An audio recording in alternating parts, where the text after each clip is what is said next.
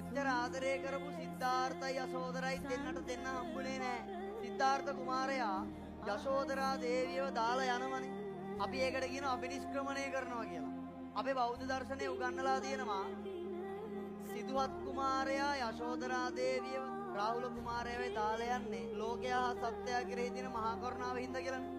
පර දුක්ඛේ සති සාදුණං අදේ කම්පනං කරෝදීති කරුණ. සිද්ධාර්ථ යශෝදරා කියන ප්‍රේම කතාව ඇති වෙලා තියෙන අදකයි එකක්ද? සන්න භවයන් ඔක්කොගෙම එකට හිටියේ. හැබැයි ඒ දෙන්න වෙන් වෙනවා. යශෝදරා දේවියව දාලා ගියාට පස්සේ යශෝදරා දේවියව විවාහ කරගන්න තව තරුණ කුමාරු කොච්චර යාට තෑගි භෝග ගෙවුවා. යශෝදරා දේවිය සැතපීලා ඉන්න වෙලාවක තමයි මෙයා යන්නේ.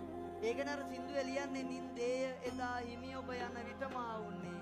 දැනු නානං හැර යන බව නෑ යන්නට දෙන්නේ. පොඩි රාහුල පුතුහාමට දුක් ඉන්දර දීලා.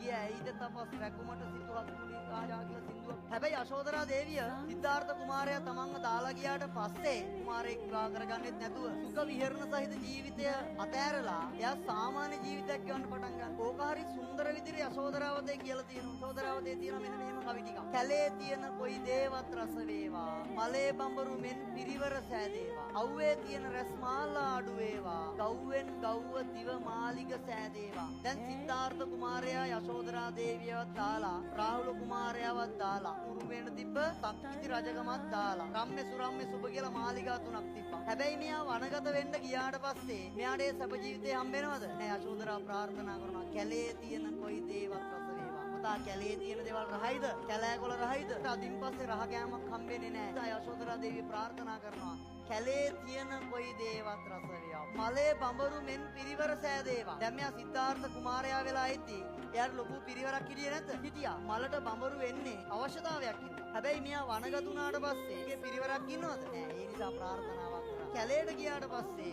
අවුව වැස දෙයට මෙයාට ඔරොත්තු දෙන්න. ඒකයි කිව්වේ අවුවේ තියෙන රැස් මාලා අඩු වේවා. ගව්වෙන් ගව්ව දිව මාලිග සෑදේවා. ඉතින් රජවරු ගව්වෙන් ගව්ව අම්බලන් හැදුවා. හැබැයි මේ කුමාරයාට අම්බලන් වල ජීවත් වෙලා පුරුදුයිද? නෑ. හැබැයි දැන් ඒ කියත කරලා ගියාට පස්සේ එයාට ජීවත් වෙන්නේ මේ වගේ තැනක ඒ නිසා එයා කිව්වා ගව්වෙන් ගව්ව දිව මාලිග. ඒතර මෙහෙම ප්‍රාර්ථනාවක් කරේ යශෝදරා දේවිය එයාට තියෙන ප්‍රේමය කියන්නේ බුදුහාමුදුරුවෝ කියලා දෙන ප්‍රේමතෝ ජායති සුඛෝ ප්‍රේමතෝ ජායති භයං ප්‍රේමතෝ උත්තිනක්ති සෝතෝ භයං. ප්‍රේමය කියන්නේ දුකක් කියන ප්‍රේම